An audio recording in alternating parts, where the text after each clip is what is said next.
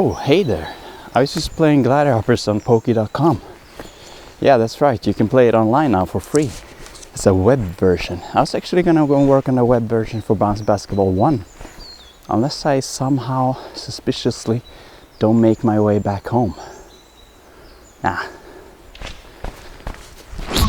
Bouncy Basketball is an old game of mine and it needs a few adjustments before it can be released as a desktop web game on Poke.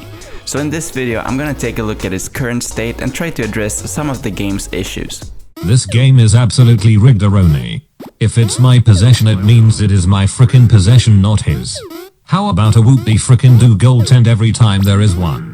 Mark my words, this is the worst game ever, now fix it. But the very first thing we need to do is to clean up and simplify the menus. I still like the start screen here because I think it gives a nice introduction to the game, although the text needs to be updated to fit with the web controls.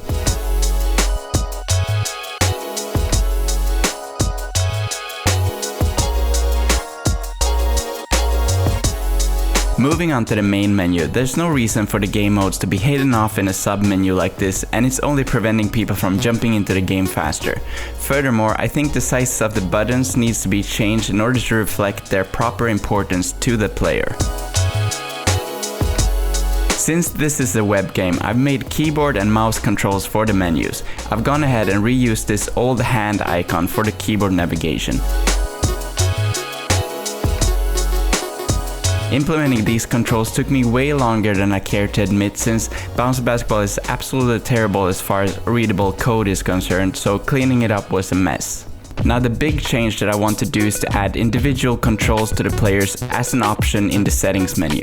Bouncy Basketball has always been a mobile game popular for its same screen multiplayer, and I think that it would be interesting to try and improve on that for the web version.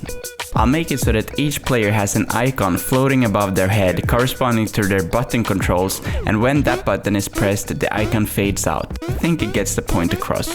Now that they can all jump individually, the sound might be just a little bit annoying, so I'll make a more subtle one. I'll use BFXR as I've done with all the sounds in this game, and while I'm at it, I'll add a sound for the keyboard navigation as well.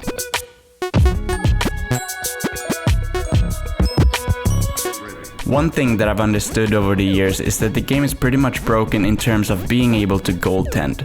I could try to add a rule against it, but it would probably ruin the game since there's really no viable way to defend other than to goaltend.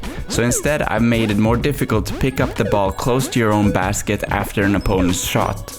I wasn't sure this idea would work, but in the end I think it turned out pretty well, and it's probably gonna lead to a few more moments of desperately trying to punch the ball away instead of being able to just easily grab it. With all of that done, I implemented Poke's SDK, and the game is now available on their website. I'll leave a link for it below. It's pretty fun to play, especially against another person. Anyway, that's it for this video. Thank you for watching and bye bye.